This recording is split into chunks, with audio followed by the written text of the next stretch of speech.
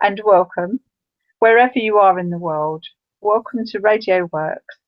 This is your forever young host, Kim, and I'm here with Marina and Annie to start doing my my next book. So this will be the first part of my next book.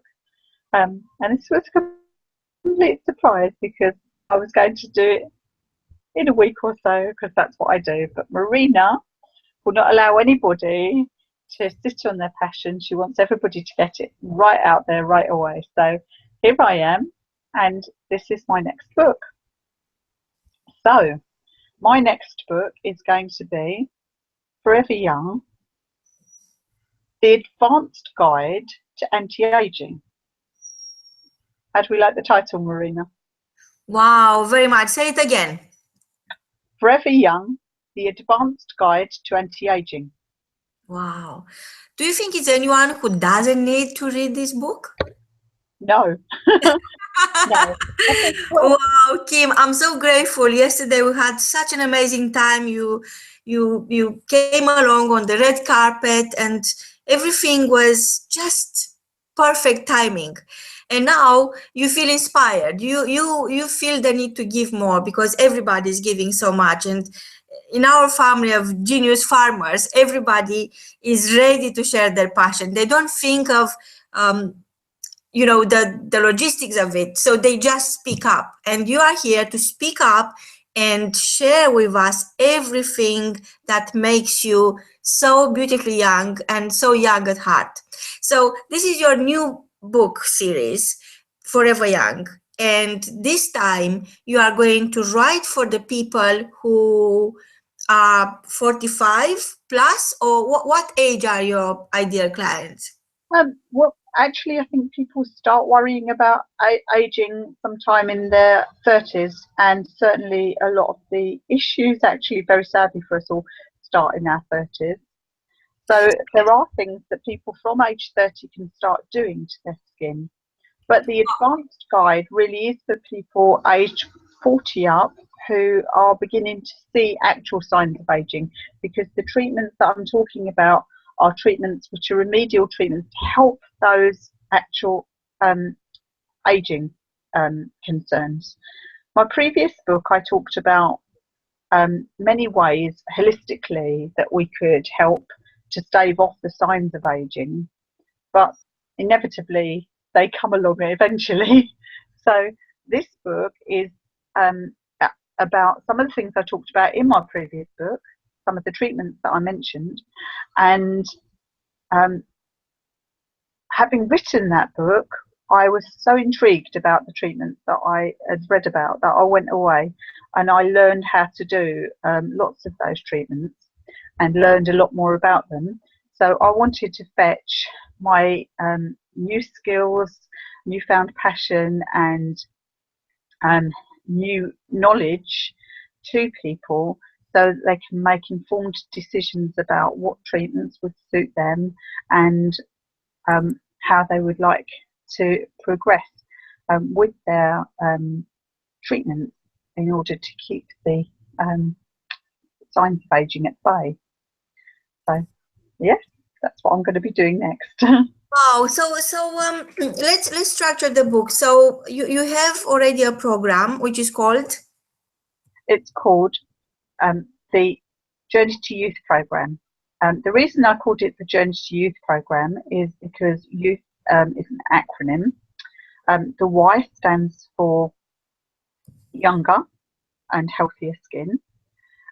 The O stands for organic, which actually refers to the program, because as we change, as we move, as things move on for us, as things we do improve our skin, or as we get older, or just, if things happen, the time of year, everything affects how our skin looks at the time. So the program, it's very important for it to be very changeable so that it actually targets where the person is at that individual time. So when I say organic, although organic products are great, organic foods are great, actually what I'm referring to is the program changing with you as you move on.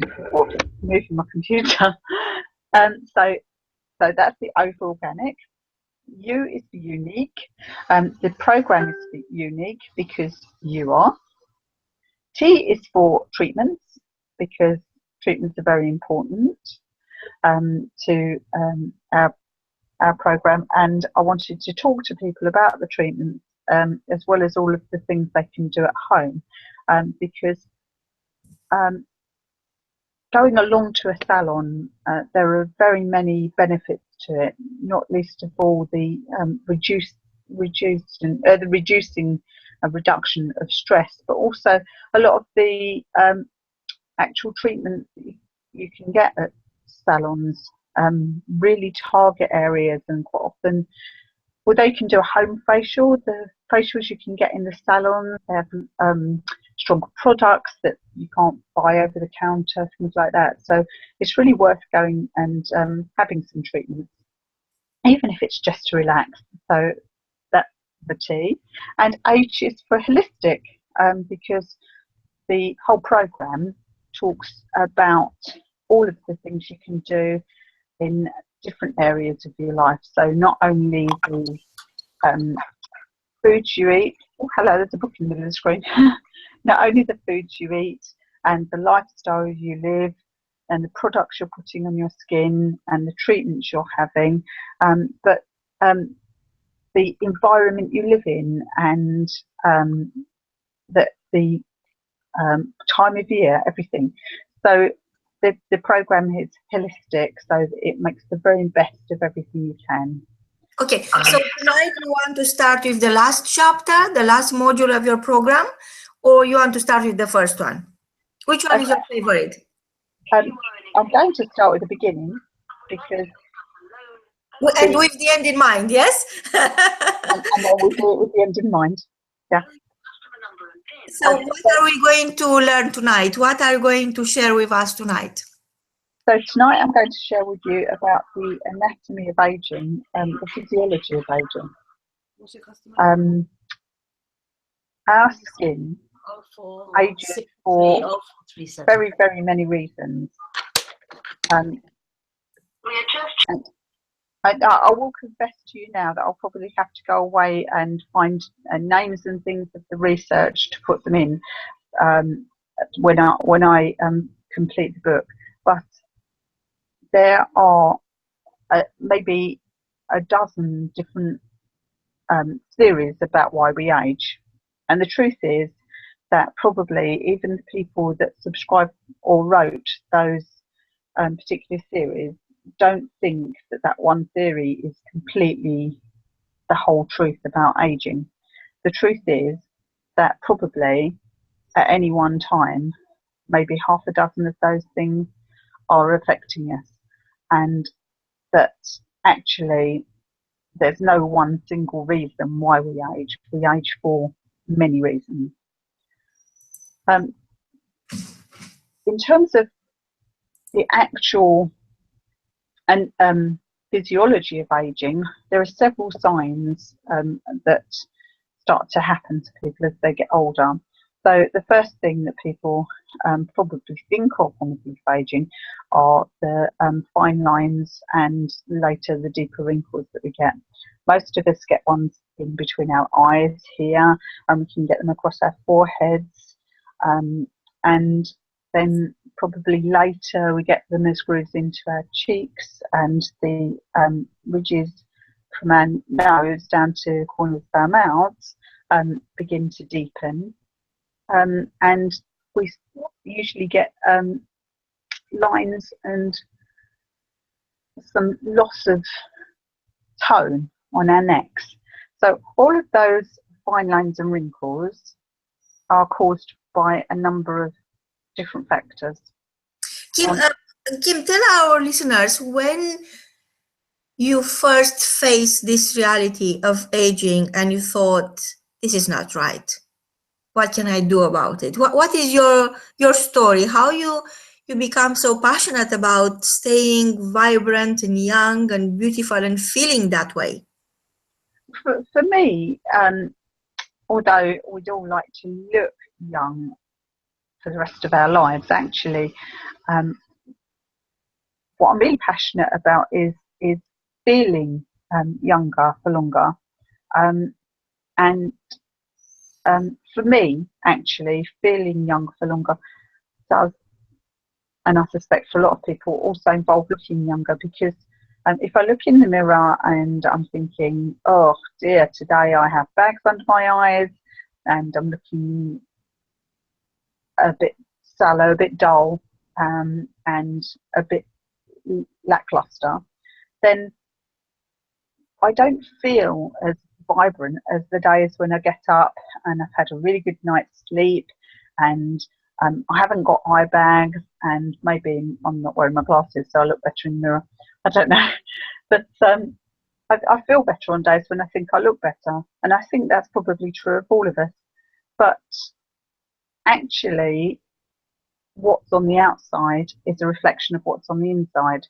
So I think if we're keeping our cells on our skin looking really nice and healthy, that must mean that the skin and all of the cells inside of our body, all the epithelial tissue on the inside of all of our gut and our mouths and our eyes and also our reproductive systems, all of that tissue, all of our cells must be healthier, because otherwise our skin wouldn't look healthier.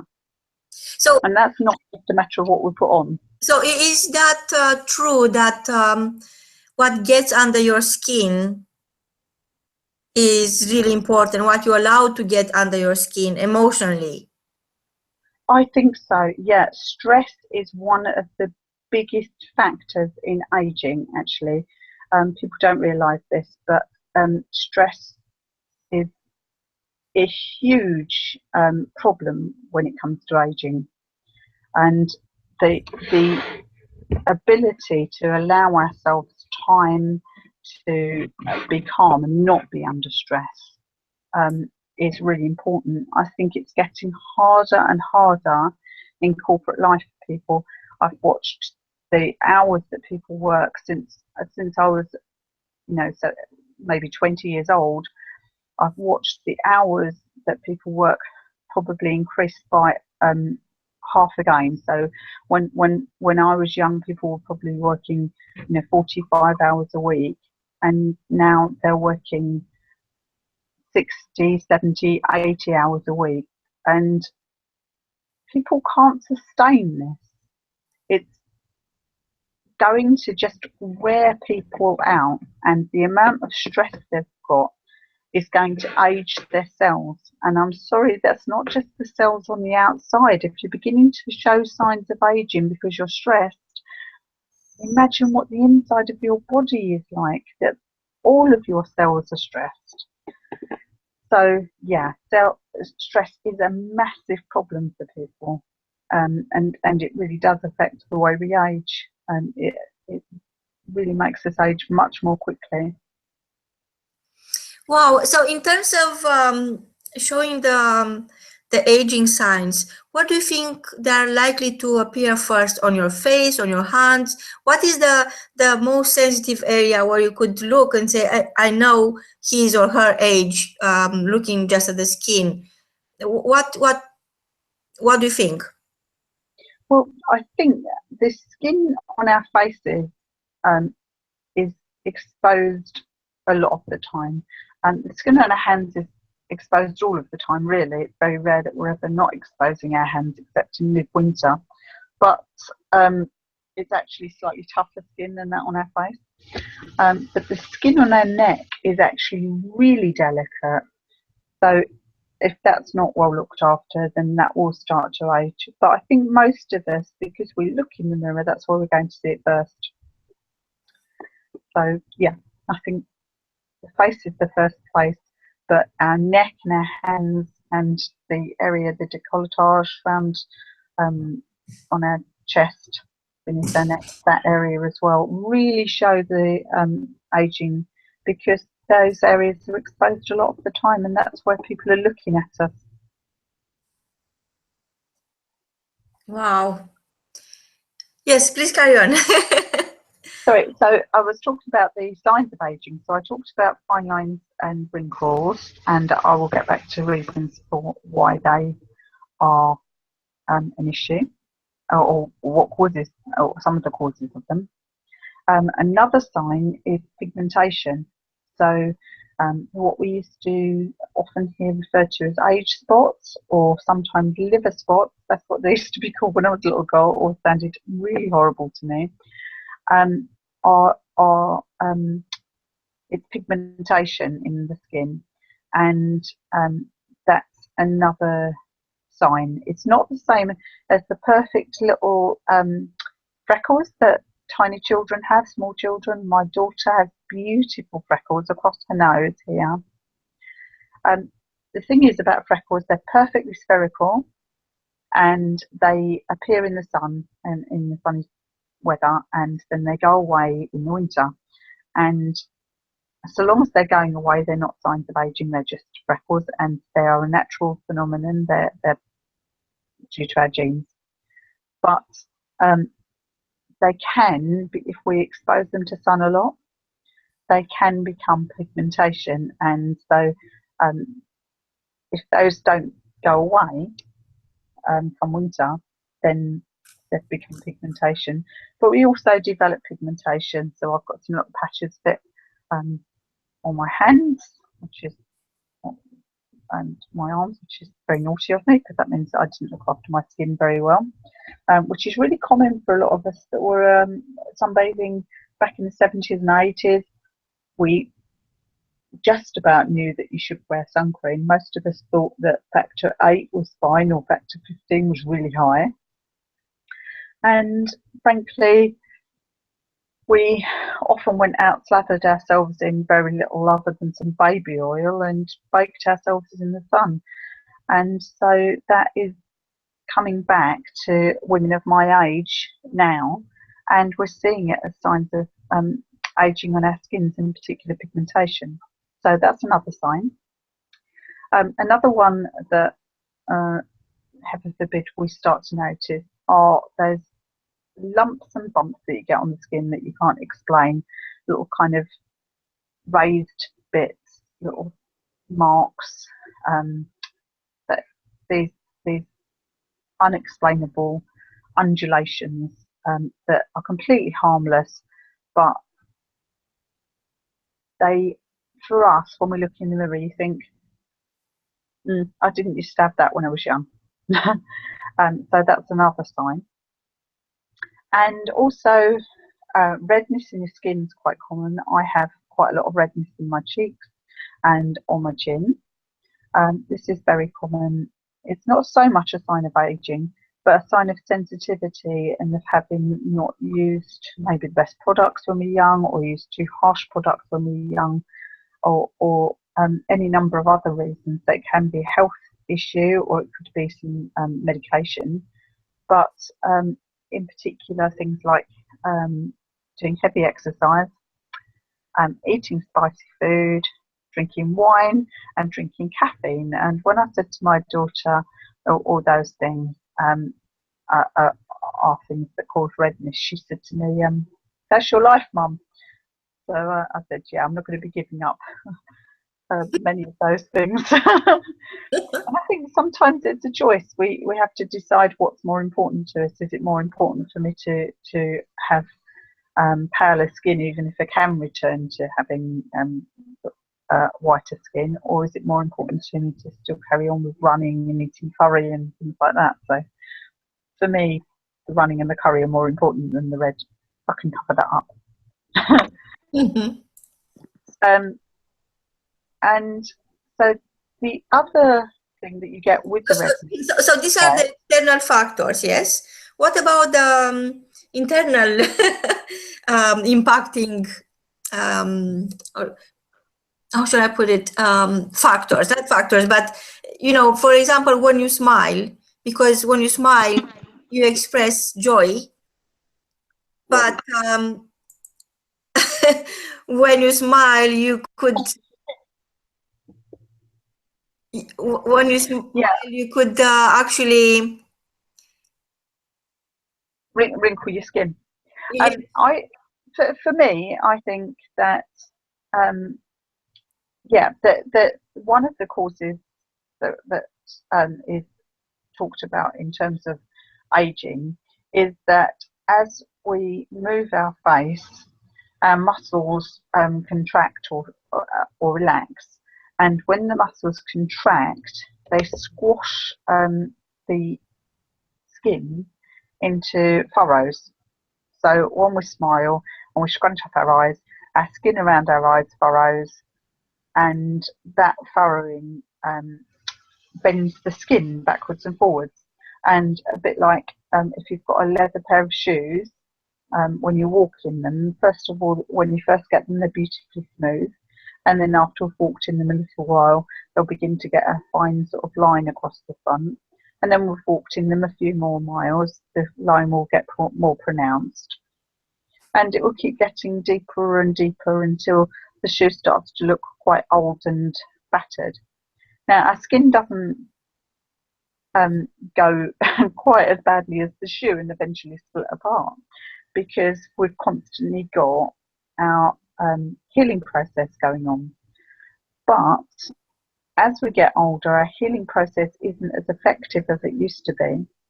And also, although the skin cells renew, underneath the skin cells, they're supported by a layer of muscle and also by a layer of adipose tissue, which is fat.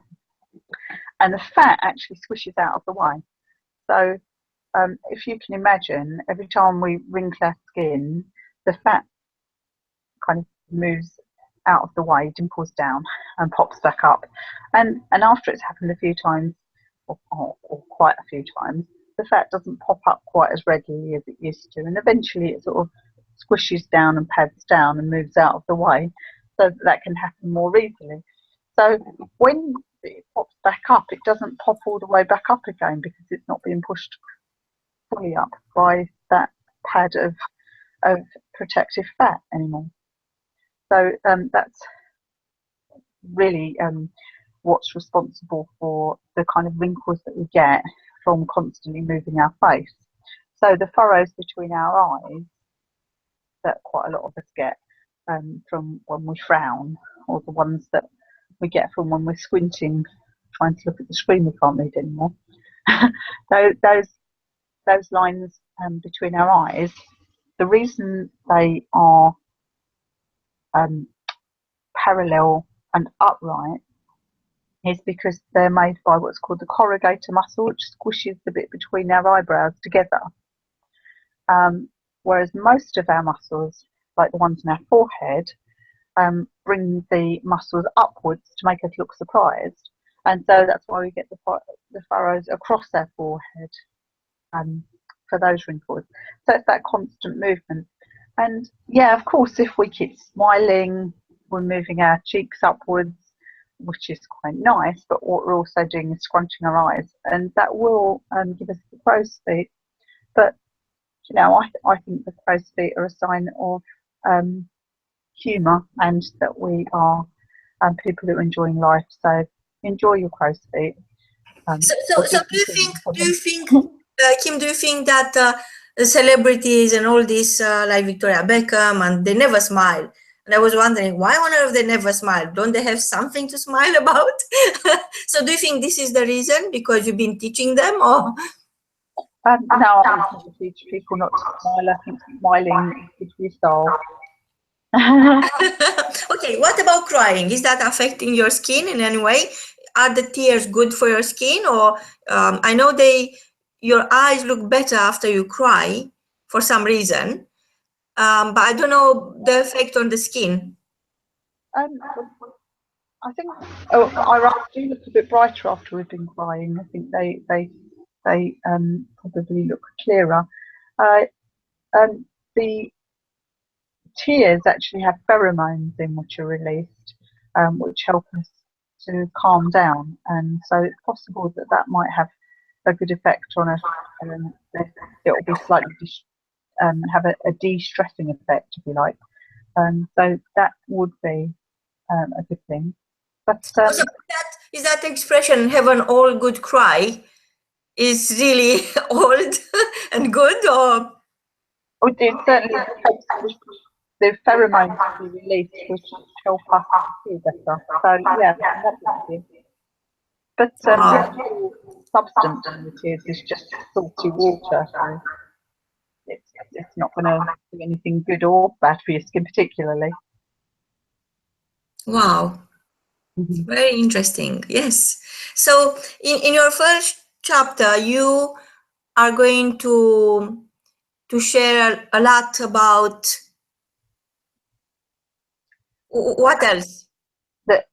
So pigmentation, this is largely caused by, and also some of the other effects on the, when I said that as we get older, our skin turnover, the cells don't renew quite as well. There are several reasons for that, but one of them, and this is the one that particularly affects pigmentation, is due to the sun. So I don't know if you've ever seen anybody who maybe has been out in the sun a lot, but wore a hat while they were in the sun. So when they take their hat off, their forehead might look comparatively smooth and the skin might look quite nice, but they could have quite wrinkled cheeks. And this is because the sun has affected their skin so badly. There's a famous picture of a truck driver, actually, and the side where he was near the window, his skin looks maybe 20 years older than the skin on the side that was more protected inside the van, inside the cabin of the truck. So the skin really is affected quite badly by sun, which is why we say you should wear a sun protection every single day, not just when you go out in the sun, not just in summer, but every day, because there's always there are two types of sun. Sorry, there are two kinds of rays in the sun. There are the alpha rays and the beta rays, and they both have an effect on our aging. But the B is the one that burns us. That's the one everybody thinks, oh, I mustn't get sunburned. So they protect in the summer when they're going to get burned. But the alpha rays are around all of the year, and they stay at the same level, whereas the B goes up and down. So it doesn't affect you so badly in the winter, so we don't get burned. But the alpha rays are at the same level the whole year round. So they're constantly attacking us. So unless it's dark outside, we should have sun protection factor on because of this. What happens is we've got a nice protective layer. We've got about 5 layers of epidermis, and then underneath the epidermis we've got epidermis with our skin cells. And the skin cells are protected by melanin, which people probably know is pigment in our skin. So what happens is the melanocyte will produce melanin to protect our cells. And the important thing to protect inside the cell is the nucleus, because that's the one with the DNA in that's going to replicate and produce a new cell. And that's the bit that if the sunbeams come in through the top layer of our skin and attack the nucleus and go inside and affect their DNA, then they can cause all kinds of problems. They can kill the cell completely.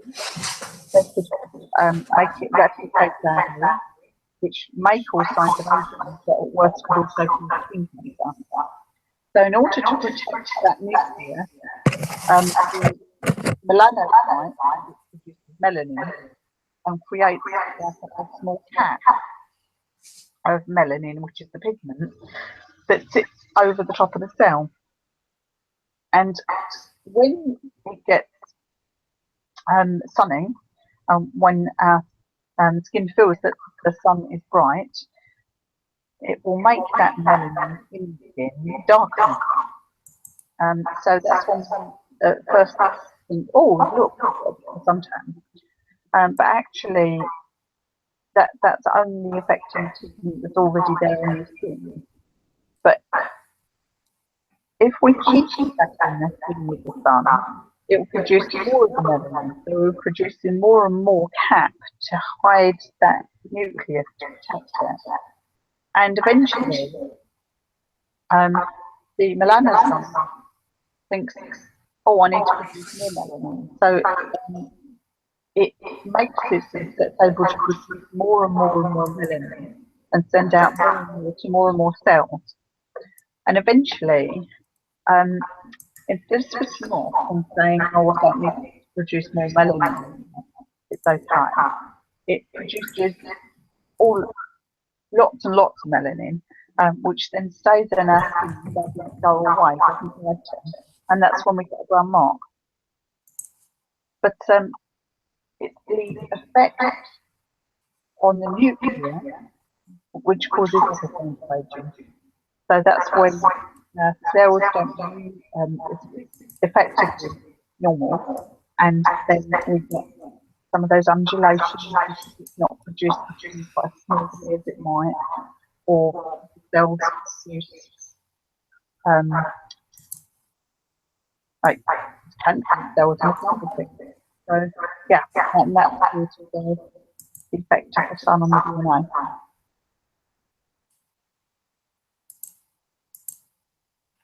Wow, this is I wish I knew this 40 years ago. Anyway, somebody yesterday on the red carpet said, for your age, you look so vibrant and young. And I thought, okay, means I show my age and I'm very proud of my age, but I feel very happy and very young inside. So what about your feelings? How do they affect, and your state of mind, how do they affect your skin?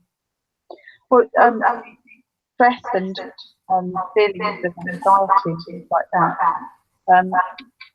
mean that we're not effectively kind of supplying our body nutrients. Our bodies just don't work effectively, and the cell turnover is very important. If we're not getting, if everything's sluggish and the blood isn't fetching nutrients to the skin and the water isn't coming to the skin, then things will just not work as quickly. It's a very delicate balance.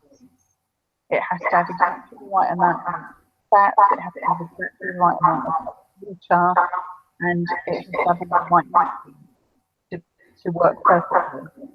And all kinds of things to affect that. So things that go on our skin, whether it be harsh products or just things that affect them really, if we get something on our skin that we shouldn't have. But also medication that we have to take, illnesses, and like I say, stress can all affect that. So it's not in perfect balance. And stress is one of the biggest things that knocks that out of balance, stops it being in balance. And what happens is normally our skin cells are really well fed, and there's a growth layer that produces new cells, and then they move up, and gradually our cells begin to harden, and keratin is pushed into them, and other substances are leaked out into the skin, the fat cells, to act as a protective layer. And as it goes up, gradually the nucleus dies in the epidermis. So we don't have a nucleus in the top surface of the cells anymore. That's why people say they're dead. And they will get more and more keratin to protein, and they'll become firmer and firmer until they're quite non-permeable, really, so that we don't absorb water and all kinds of chemicals that we shouldn't do. It's a really, really good protective layer. It helps protect against microbes and lots of things that would do ill if they got into our bodies. But what happens is, when they're not perfectly fed, we don't produce as many cells as quickly. So instead of coming up in maybe 3 weeks from bottom to top and getting away nicely, They are not so quickly, or the bodies just as quickly that they don't come away quickly and fluff off. So one of the really important things for creating as a young is to desquamate, to take the skin peels off. That's very important to use kind of scrubs. I'm not a big advocate of scrubs unless they're the right kind of scrubs. They need to be gentle, not to scratch away anything. They have to not have harmful beads in. I don't know if people have heard that the EU anti-sunburn beads that they've been complaining about in the news, because they're getting into our water systems and polluting everything because they're not biodegradable. So it has to be, the particles must be biodegradable. But actually, I'm more than there's chemical kind of desquamation. I think for people it's a bit gentler, and you're able to do it more often because it's more gentle. And as we get older, this is the best way of helping like pigmentation and keeping the skin look really nice and fresh. But if you imagine, if you allow dead cells, they're not going to look as vibrant and healthy as the nice ones come through. So we want to get rid of those because it's really lovely and as fresh as they can be.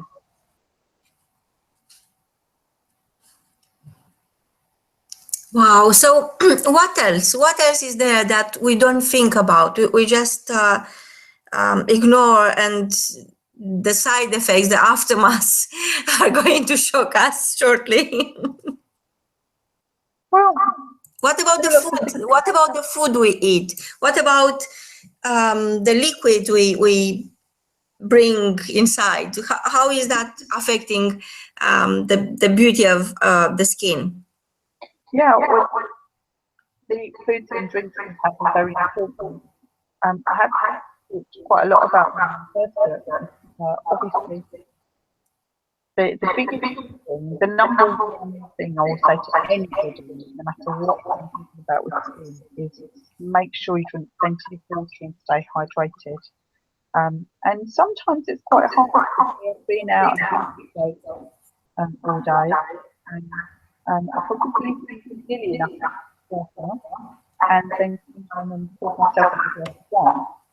So the water helps you carry all of the nutrients around our body, and to make sure that our blood stays at a really good consistency in order to do that, and also keep a perfect balance of fat and water in the skin is one of the most important things.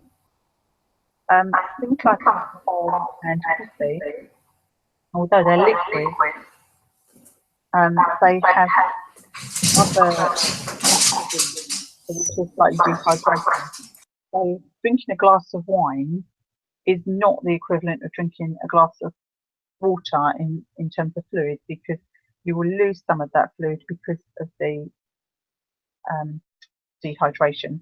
You won't lose all of it, it's not that dehydrating, but it also has other issues attached to it. So both coffee and alcohol have substance in it that are a bit toxic to us, really. Particularly alcohol. That's why we get drunk, because actually it's the toxins affecting us which make us feel quite drunk. So not actually that healthy for us. And if we don't do it very often, that's fine. But if we do it very often, then our bodies don't have time to recover from that attack. So what about coffee? So this is alcohol. Okay, I understand that. I don't drink, so that's easy to understand. What about coffee? Coffee. There's a couple of things with coffee, really. It's not really terrible for your skin. I did quite a lot of research about it before. It's probably the worst things about it are for some people it can keep them awake at night, and obviously sleep's really important. I was going to talk about that on the radio show, so we'll talk about that at some point on the radio show. But sleep's really important to us because that's the time when our body is going through rest and recovery. And coffee, because it can keep people awake, actually affects that rest and recovery time. And really, for optimum rest and recovery, we should be going to sleep before 11 o'clock at night, which I don't know, I hardly ever manage to do that. It's really difficult because we live in an age and society where many things are happening quite late on. So actually getting to sleep before 11 at night and sleeping for 6 hours is actually really difficult for some people. And coffee makes it harder because it has that positive effect of keeping us awake. So how bad is our, maybe not all our listeners are leading unhealthy lifestyle, but how bad is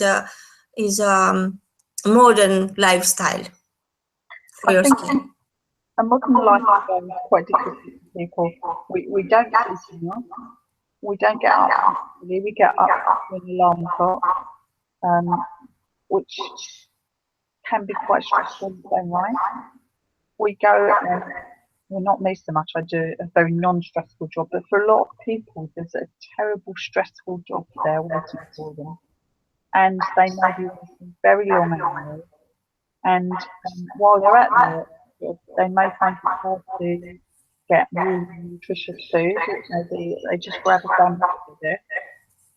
They may not have enough exercise because they're working so hard.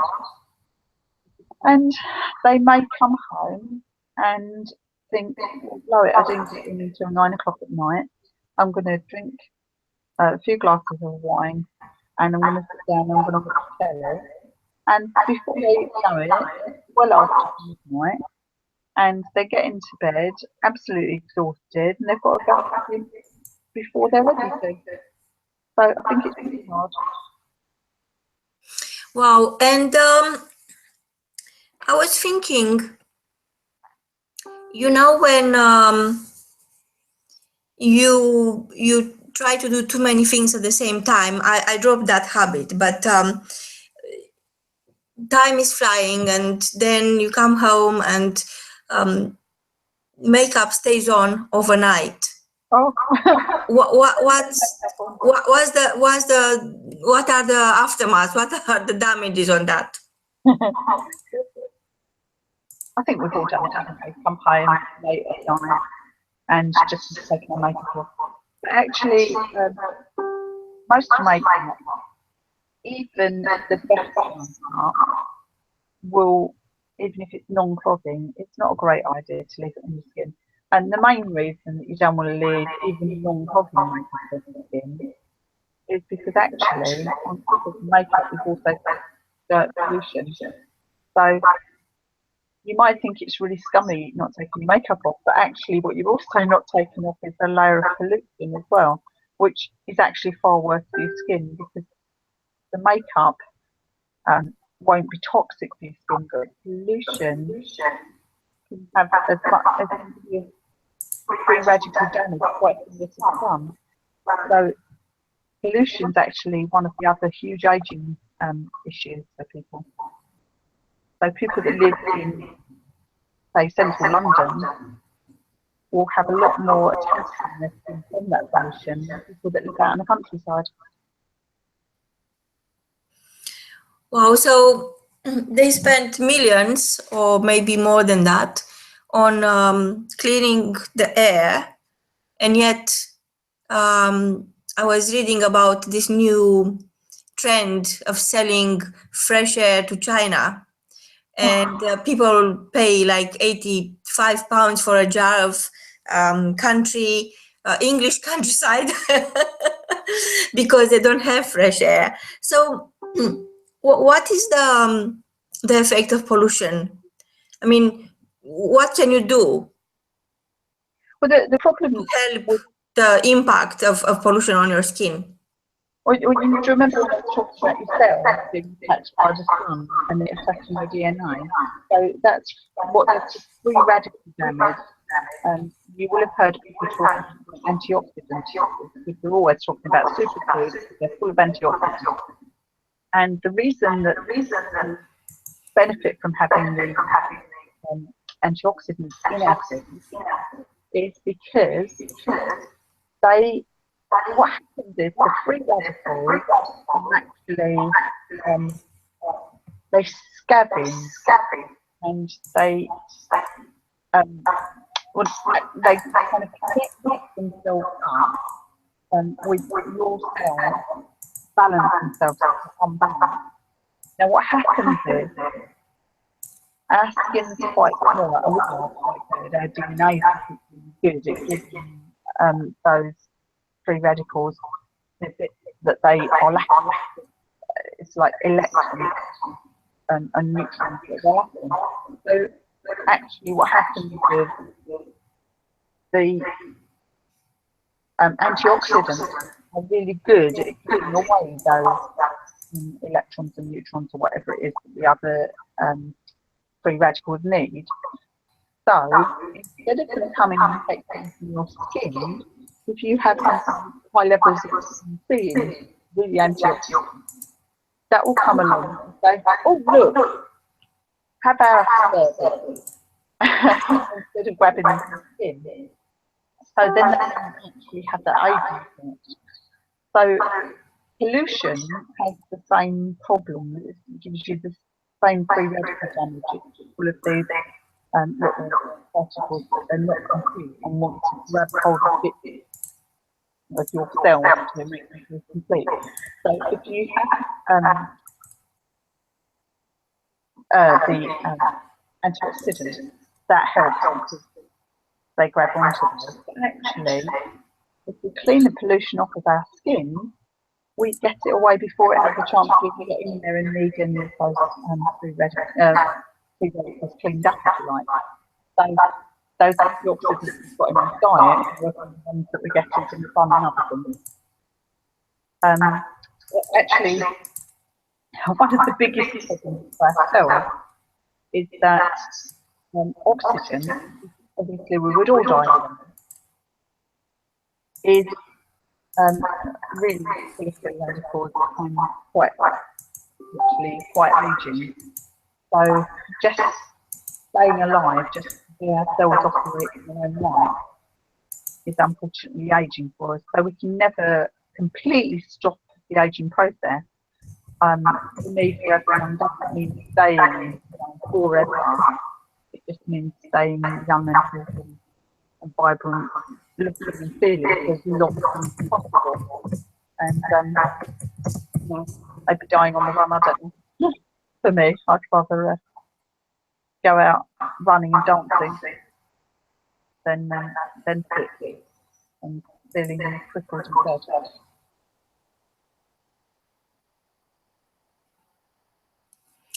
That was a good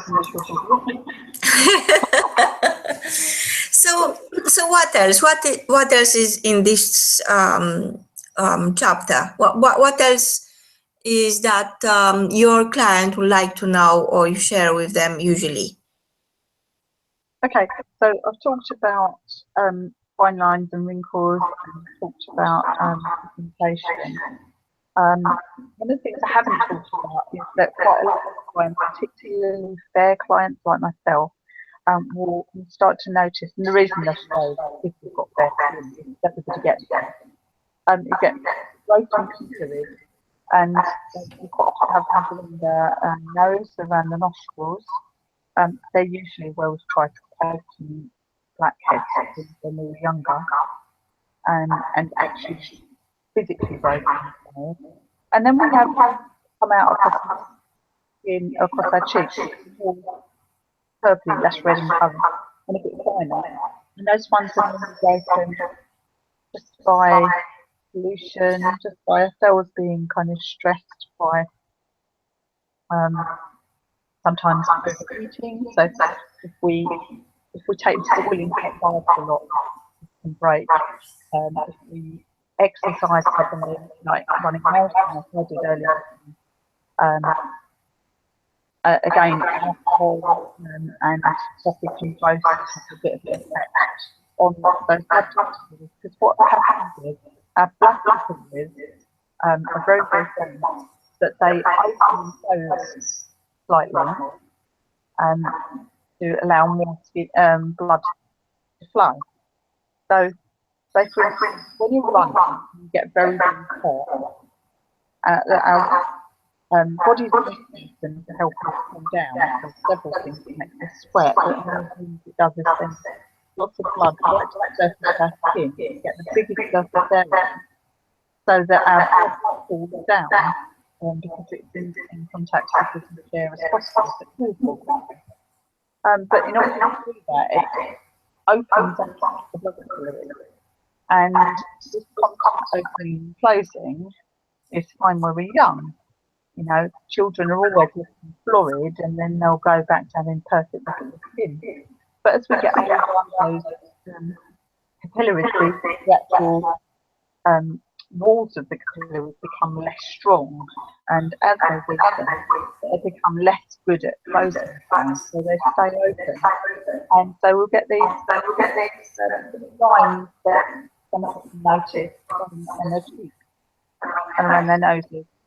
The blood vessels moving back down. We've got little areas of blood. So Kim, tell me what's happening after sex. So when you have sex, something happens and your skin benefits. I don't know what it is. Maybe you could explain to our listeners. Well, we release endorphins, which are very, very good in terms of relieving stress. There's also another chemical release which helps us to sleep, which is always beneficial to us. Because, if you've been having a stressful time not being able to sleep, and you make love to your partner and then fall asleep gently up his arms, and then 5 minutes later you wake up, turn over and lay down and go to sleep quickly. When you do that, obviously sleeping is really good for your skin. But the other thing is that actually you do get that immediate effect of your blood vessels relating on your skin. So you get that natural kind of healthy glow. Because more blood comes to the surface of your skin. Because the blood's being sent to the surface of various different organs. Which is why our lips become red when we become aroused, and nipples and other areas become engorged with blood redder. And so that gives us a natural supply. Wow. So I know that when you give birth, the placenta that is coming when the baby is coming out, there are people who use that to create creams and there are pharmaceutical formulas that they turn that into a very expensive cream. What do you think about? I know that follow as well. I don't know if actually swallowing it would be really good, because I suspect that it wouldn't be any different than eating the same in other things. In terms of putting it in, it will have cells that are moving very rapidly, much like I forgot what they're called. There are cells that they are working on to try and produce very US for people, all kinds of ailments, stem cells. stem cells. So it would have some kind of stem cell probably in it, which could be beneficial. It's certainly full of nutrients, but actually, I don't know. I don't know about it's worth the money. But actually, nutrients are very good for him. They buy humans and some of the nutrient oils, things like that, vitamin oils. They're often using those, particularly vitamin oils, quite popular at the moment. They are very good on plant cells, which obviously reduce them less from the placenta. No, they can't grow the plant fully at the young. And they're very, very good in, they're very nutritious, and the nutrients go in properly into I think it's particularly good at making. So yeah, nutrients are brilliant.